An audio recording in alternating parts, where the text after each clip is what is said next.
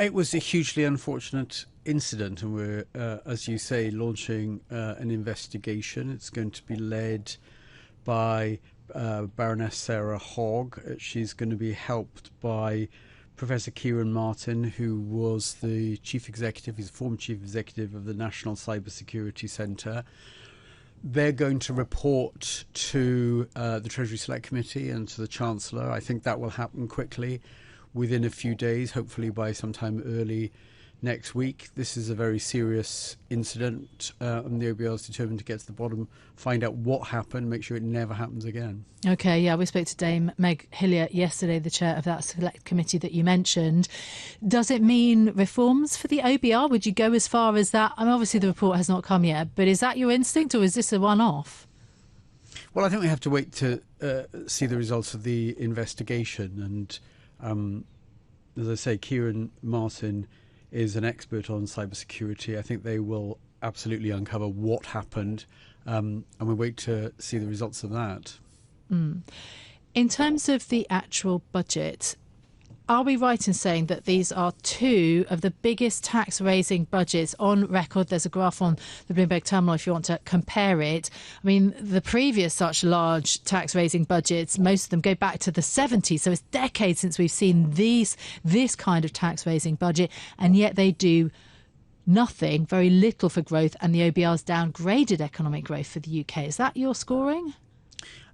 It's certainly a substantial rise in taxes. They're kind of backloaded in the sense that they tend to come through in 2028, 2029, but the policy measures raise something like £26 billion in extra revenue, as I say, mostly 4 years down the road. That is a substantial number, and there's also quite a substantial increase in spending, but the tax rises are enough in excess of the spending increases to generate, on our central forecast at the OBR, more headroom for the government. It was about 10 billion, a buffer to keep on the right side of the target that the current budget be in balance 4 years down the road. That 10 billion has become 20 billion, but it certainly is a substantial rise in taxes. There's no question about that.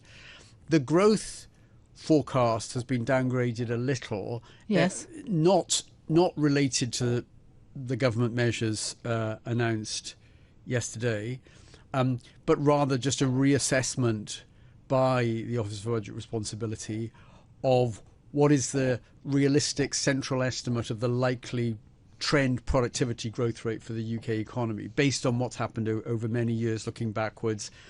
And in a sense, a rather disappointing failure after the big shocks of COVID and the energy price rise to see a bounce back in productivity growth. And so that downgrade is really the main factor behind relatively, by historical standards, muted rates of growth of output of about 1.5% a year. OK.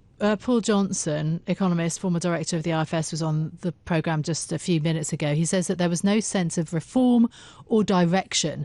He says it was a bits and pieces budget. He says that's the most worrying thing, that actually there was no direction or reform in the budget. And you could see that from the briefing and the uncertainty going into it. Is that a concern? Well, I'll leave others to sort of comment on the briefing and the sort of lead up to the budget. What's happened is, instead of perhaps focusing on one particular tax and trying to create the extra headroom against the government's targets by a single big measure, there's a series of measures of a pretty diverse sort. The single biggest one, though, is effectively a further increase in income tax from freezing the threshold of the rates at which people begin to pay tax and then pay at higher rates. That's a continuation of a policy that goes back to 2022, and it raises a substantial amount of money, probably more than any other single measure, but there are a series of other measures as well. But there is concern about the backloading of those tax increases, that the spending happens earlier than the tax increases. Are you concerned about the budget unravelling in some sense, that actually when it comes to trying to implement these tax increases, that it's not going to bring in as much as your estimates? Well, I think our estimates of how much revenue come in from the various measures is a central estimate. Now, there are risks, and some of them are quite uncertain measures. They haven't been tried before. So, for example, the mileage levy on electronic vehicles, it's hard to look back at previous examples to form a basis as to predicting how much revenue that comes in.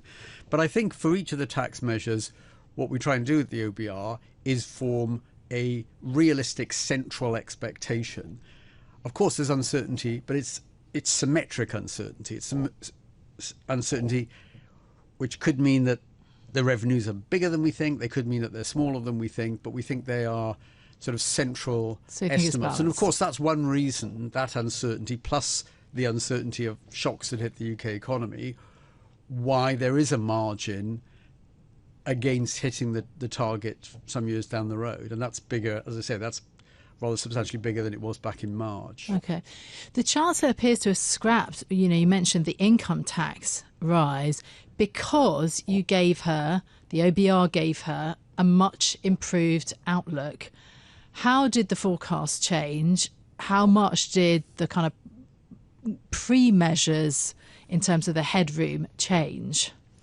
Well, the pre-measures estimate, that is, how much is the balance between government spending and tax revenues before the government has implemented any new policies.